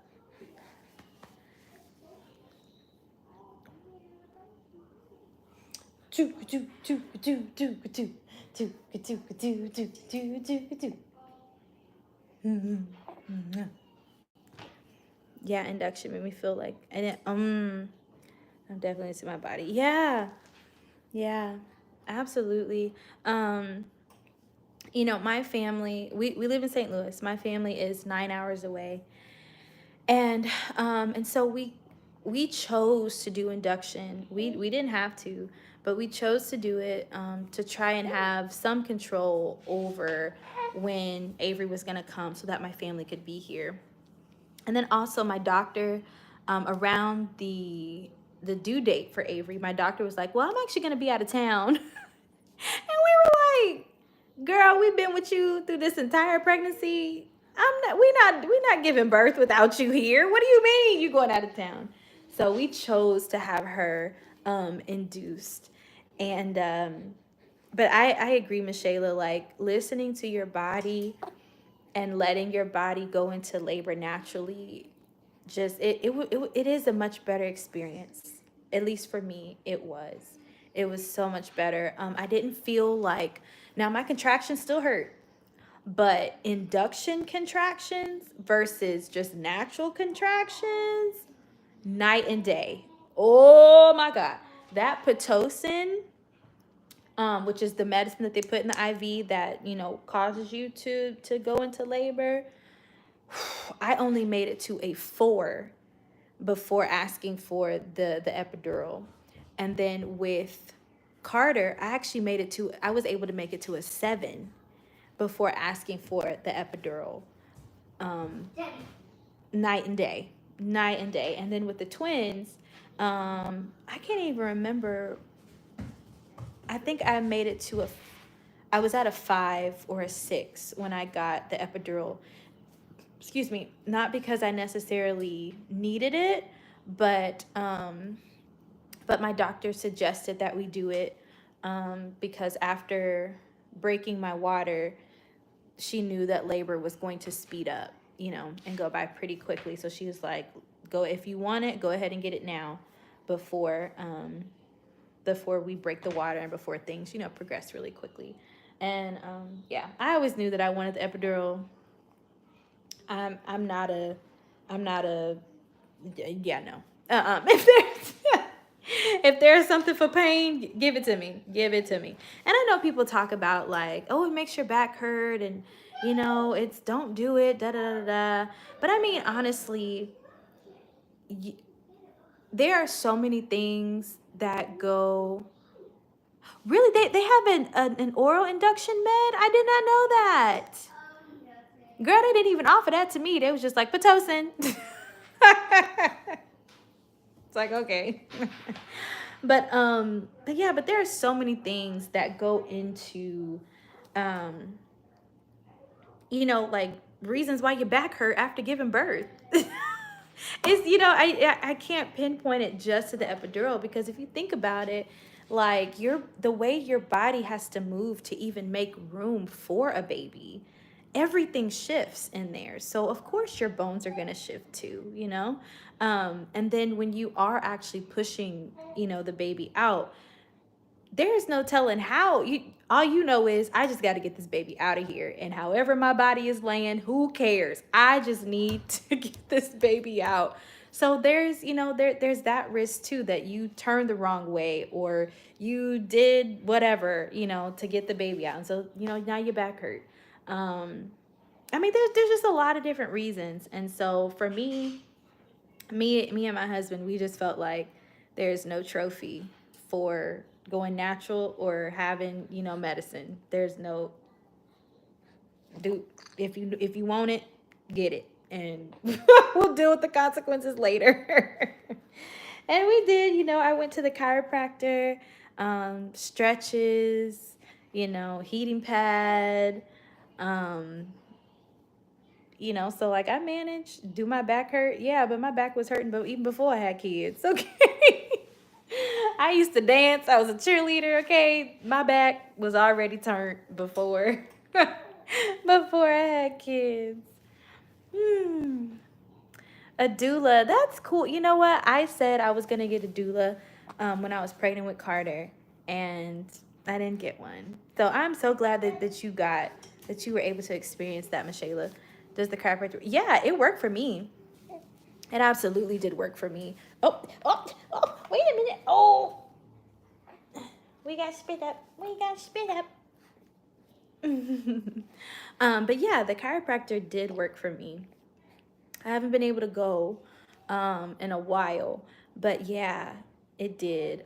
Just getting my body back into alignment, because even when you don't have kids, like the way that our bodies just living life, just going through life, the way you sleep, the way you know sit, your posture. I mean, all those things can affect your bone structure, and so yeah, you might have to try. Yeah, try it. And you know what, and Michaela, because you're nursing too, probably the way that you're sitting, the way you're laying to nurse, you know, could also be contributing, like, you know, to your back and everything. So yeah, definitely go try it out. I enjoy it. I love it. Now I do. I was scared the first time when they was cracking my neck. You know, they'll just be talking to you. They'll be like, "Oh, so what are you doing today? What you da da da da?" And then they'll just crack your neck, and you're like, "What?" Right? And I remember when they like turned my neck. I remember squeezing my eyes shut, and when I opened them, I truly expected to see the Lord. Like, I thought I was out of there. But I opened my eyes and I was still in the doctor's office, and I was like, "Oh, okay, we're good." But I fully expected to see all white, to be in the clouds, at the gates with the Lord. I was scared. But it feels so good though. And you can tell, like, once your body gets into alignment, you can tell when your body is not in alignment. Hello, that'll preach. That will preach. I can't hold him anymore. I have to use most. Oh, bless your heart. Oh, bless your heart. Listen. Using multiple pills. Yeah, girl.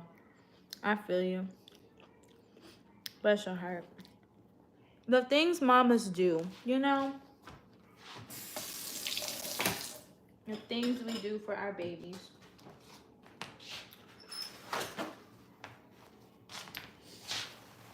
Oh, let's see.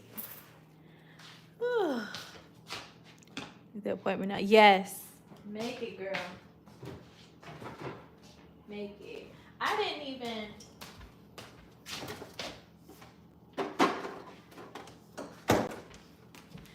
And not only for the back, but I didn't even know that my hips were out of alignment too, which kind of makes sense. But they showed me like one side of my body was shorter than the other. And I was like, "What?" And they was like, "Yeah." And I'm like, I never even felt like I was walking, you know, crooked or unbalanced or whatever. But yeah, they even pulled one of my legs out. And I was like, this is crazy. Was not expecting that experience, but I did notice I was walking a little better.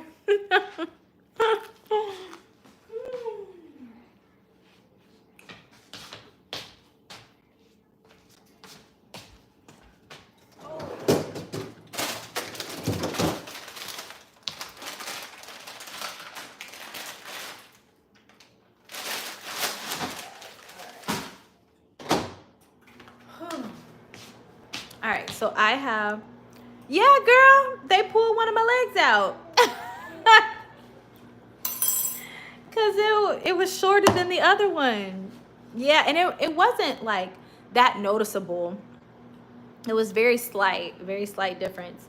But once they pointed it out, I saw it. And I was like, wow, was not expecting that. Was expecting to find that out.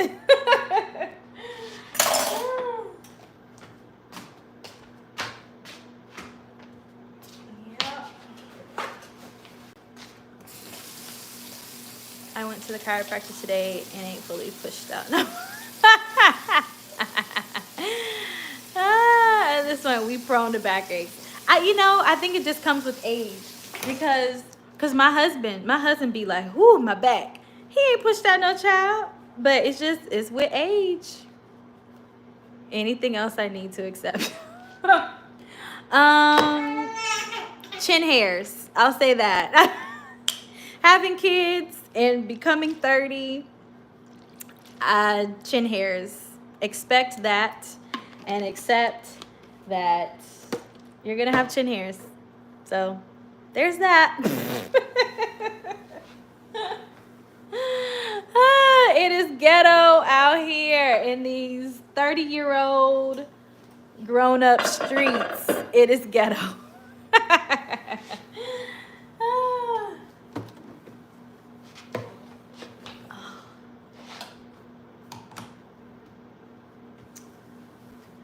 So dinner is almost ready. I am doing the broccoli. I put that in the microwave. I had a piece of, oh wow, okay. Yeah, girl. I mean, one time it had grown. I think we were in Disney World. Babe, were we in Disney World when you tried to pull it out? Yes, we were in Disney World. And it was so embarrassing. But I hadn't found the tweezers. And I had this long chin hair, and I was just like, oh, I'll find it. I didn't clean the whole house listening to this yap session, carrying the phone around the hall. I am so glad I could be a part of your cleaning. Clean for us, girl, because I ain't cleaning nothing. Yes, baby. I can't find Ken Hers leg. You can't find what? I can't find Ken Hers leg, but I can't know what the password is for Ken. Okay. But how can I spell Ken? How do you spell Ken? K-E-N. Ken. Oh. Okay. And then what? And then. Yes. Yeah. So we were at Disney World, and like I said, I hadn't found the tweezers yet. And we're just talking, me and Lee, we had gone for a walk. We were at Animal Kingdom. We just outside looking at the animals. And then all of a sudden, his hand goes up to my chin, and he like starts grabbing. And I was like, leave it alone. It's a chin hair. Yes. And he was like, hold still. Mind you, there are people outside. We are not by ourselves looking at us. And he's like intensely trying to pull this chin hair. And he's like, 1, 2, 3. And he missed it. He missed it. So I eventually did find some some tweezers and pulled it out myself. But that was so embarrassing. So embarrassing. And it started when I had Carter. And so I thought that it was just the fact that I was carrying a boy, testosterone, you know, but it's still happening. It is still happening, even though I'm not pregnant. It happened during this last pregnancy. I had 2 girls. I didn't have a whole lot of testosterone, but it's what happened. Petty. Absolutely petty. But that's my man. I'm going to stick beside him. I'm going to stick beside him. Pettiness and all. I'm going to stick with him. Oh. All right. So I am cleaning up. Since I did cook or, had chicken, I am disinfecting the countertops with just a paper towel, a damp paper towel, and some Pine Sol. And I am going to wipe down the inside of the sink with some bleach. Okay. So that's how we gonna work that out. This broccoli is done. One day I want to try fresh broccoli, but I just ain't got the patience right now, nor the time to do that. So we be on the frozen broccoli and steam it in the bag, and that's what we do.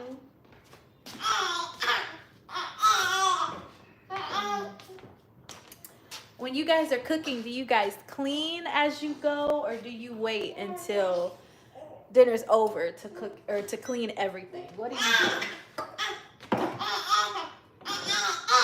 What is it? What? Why are you being so loud? What is it?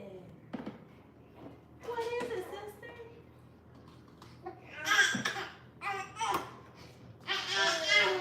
What is it? Broccolini fresh. Is it okay? So broccolini, is that what? How is that different than like regular broccoli? Is it smaller, or is it? No, that's asparagus. I'm thinking of. I'm about to say, is that the one with the long, the long stem? No, that is asparagus surrounding. Okay.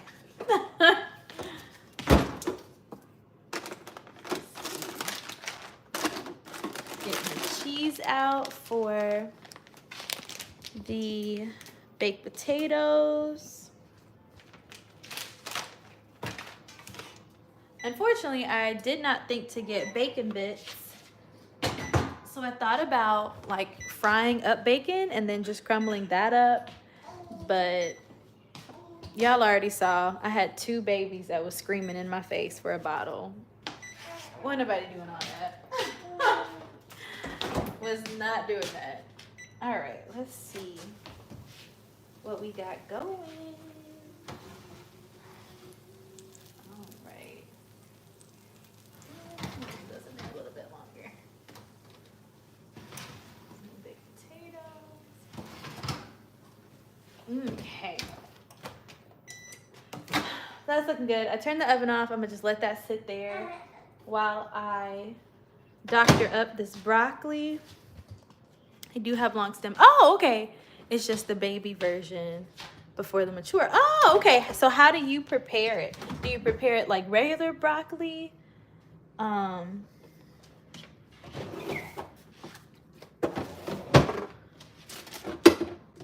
Because usually for like the regular broccoli, like I steam it, of course, and then I just put some butter and salt and pepper on it, and that's it. How did you know that you wanted God? How old were you when you accepted Jesus as your personal Savior? Yeah. So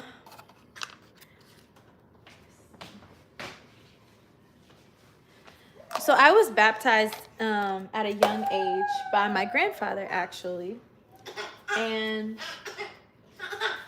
I did it because I wanted to take communion. Like every first Sunday, everybody was, eating this cracker, drinking this juice. And I can't get it because I'm not baptized. So how do I get it? You get baptized. Okay, let me be baptized, right? Crazy. So I got baptized. And of course, I grew up in church my entire life. So I knew of God, of course. But it wasn't until I got to college that I got saved for real. Because it was college that I had a true, repentance moment and a true like encounter with God. And I actually tell this story on a couple of lives back. But the night that I got saved for real, I felt the Holy Spirit, like I felt the glory of the Lord. And when I say glory, I mean like the actual weight, right? The Hebrew word, I believe, is like kabod, and it means like weight. And I actually felt the weight of the Holy Spirit in my dorm room at Oral Roberts University. It was a Thursday night after a revival service. And feeling that, and like I said, and having that true repentance moment was when I got saved, for real. So that was my sophomore year of college. I was about maybe 19 or 20, maybe. And then I got rebaptized after Lee and I got married and moved to St. Louis. And hey, what is going on? What is going on? And I felt, well, at that time, the church was teaching on baptism, and teaching on just just doctrine and just, you know, the beliefs of the church and all that kind of stuff. And so I just felt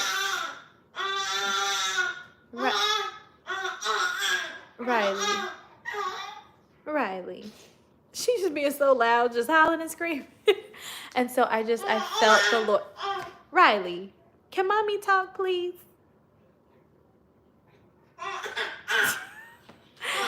So I just felt like, just like I needed to get rebaptized because I finally understood what it meant. Like I said, I had that encounter with the Lord, you know, those years earlier. And I wanted to, you know, renew that commitment. And she wants to help me testify, right? Like she was there. Okay. But yeah, so I did that when we got married. So that was 2018,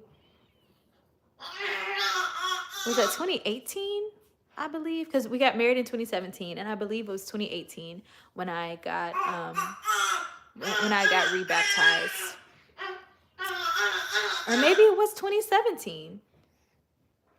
I can't remember. So it was 2017 or 2018. I have my baptism certificate somewhere around here, and I can look at the actual date. But yeah, but that's the story. That is the story.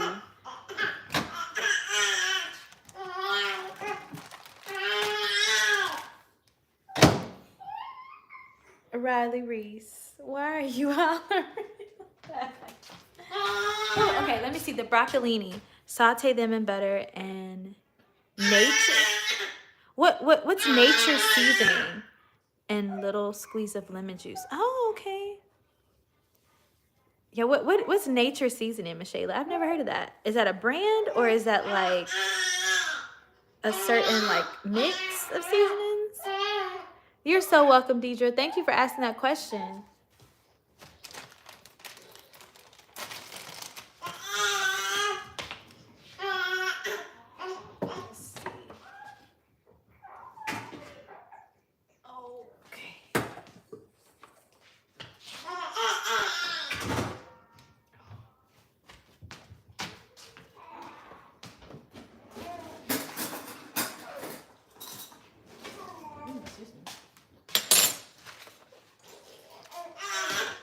More in nature seasoning. Okay.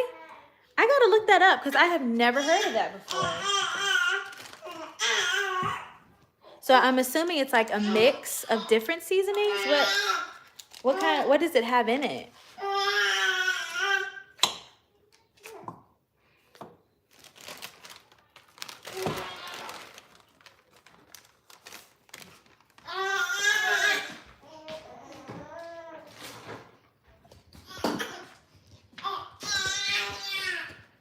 Change the way I cook. I put in a lot of things. Okay.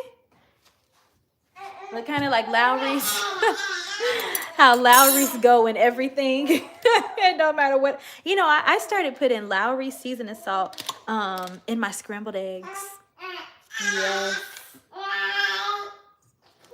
I don't put regular salt anymore. I put Lowry seasoning salt, and it's so good.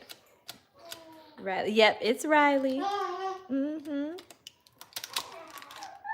That is Riley doing all that hooting and hollering.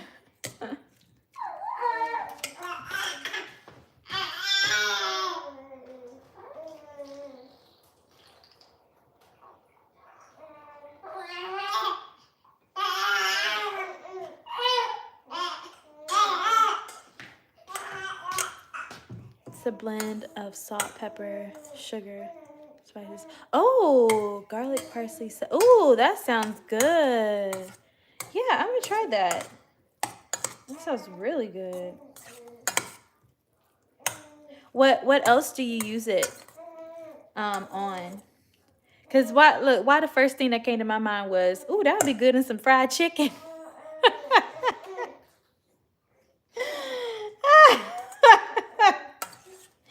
Why am I thinking about frying some chicken right now? But that sounds like that would be really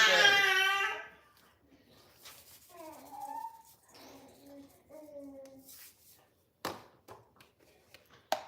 It says it's for chicken, vegetables, and fish. Okay.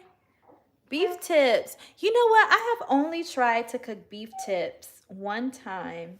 and they came out okay. But I think it was definitely the recipe that I tried to follow. I think it was the gravy too. Like the gravy just wasn't good. So how do you cook yours?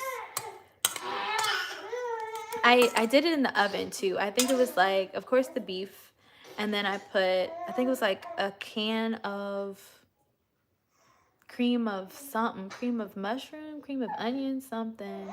And then it was like a brown gravy packet. I don't know, it was something. But I wasn't a fan of it. I was like, oh, I don't know about this.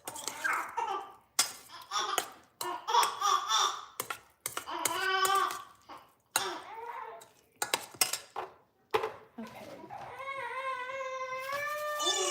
What? They both just ate, so I know they not fussing because of food. I don't know. Whew, at a certain point, I don't know. Okay, so got the broccoli done. Broccoli. There's just butter, salt, and pepper in that. And let's get this chicken out.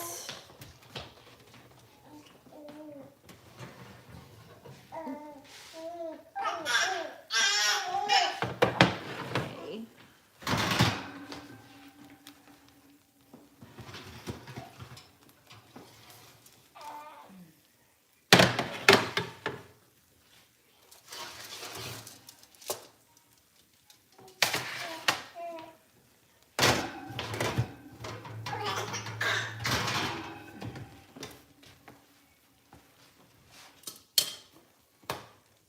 All right.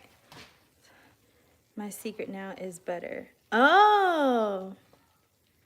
I'm not even going to try to say what that packet is, but I understand what you're saying. Y'all ain't about to embarrass me on this here live because I don't know how to pronounce that packet. But that packet, I see you. Beefy onion, sweetness, and seasonings also. Okay, I'm about to screenshot that. So I can try that. And do you put it in the oven? And if so, what temperature and how long do you cook it in the oven? All right, so I'm about to turn this camera around so you can see the chicken. So there's the baked chicken. Good and crispy. And there's the potatoes.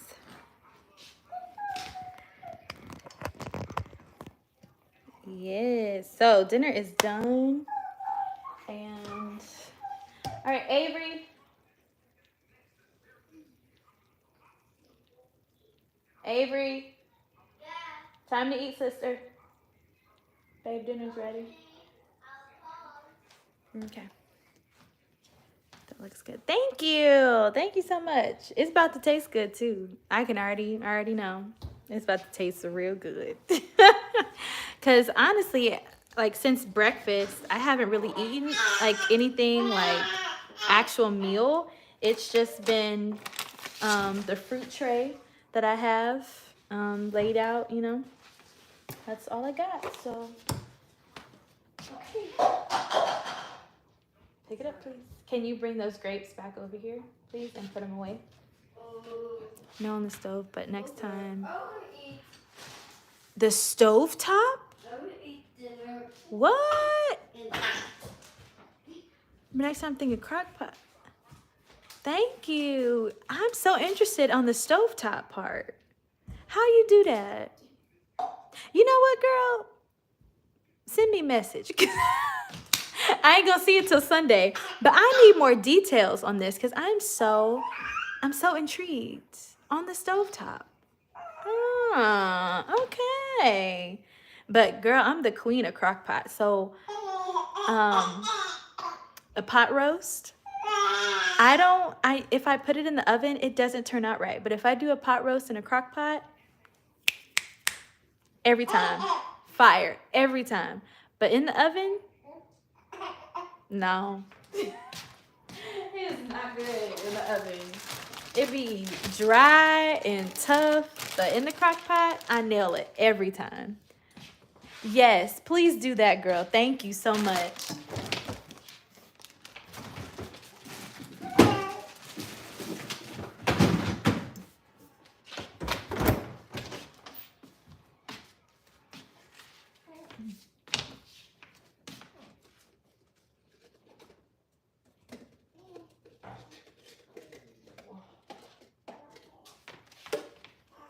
Okay, 7:22.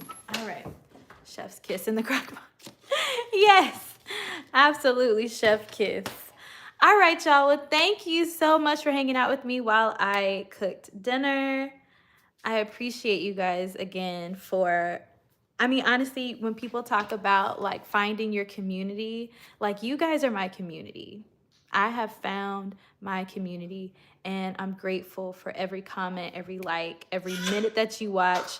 Um, I'm grateful because I found my community and y'all are the absolute best. The absolute best. So thank you so much. You enjoy your dinner too, your hamburger helper with turkey meat. You enjoy.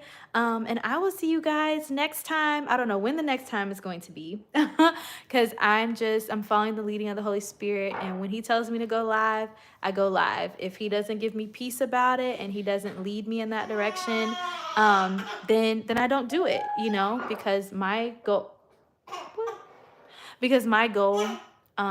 in everything is to always be obedient, you know, to the Lord and follow him and follow peace and yeah. So, all right, love you as well. Thank you so much. I will see you guys next time. Oh, Avery said love you too.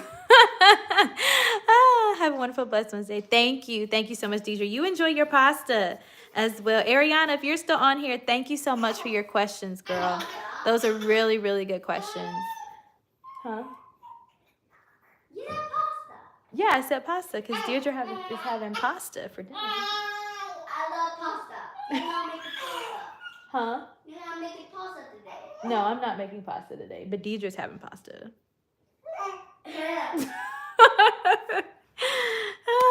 Thank you, Michaela. All right. Oh, you just got done eating your pasta. Okay, good. All right. Well, I will talk to you guys later. Bye.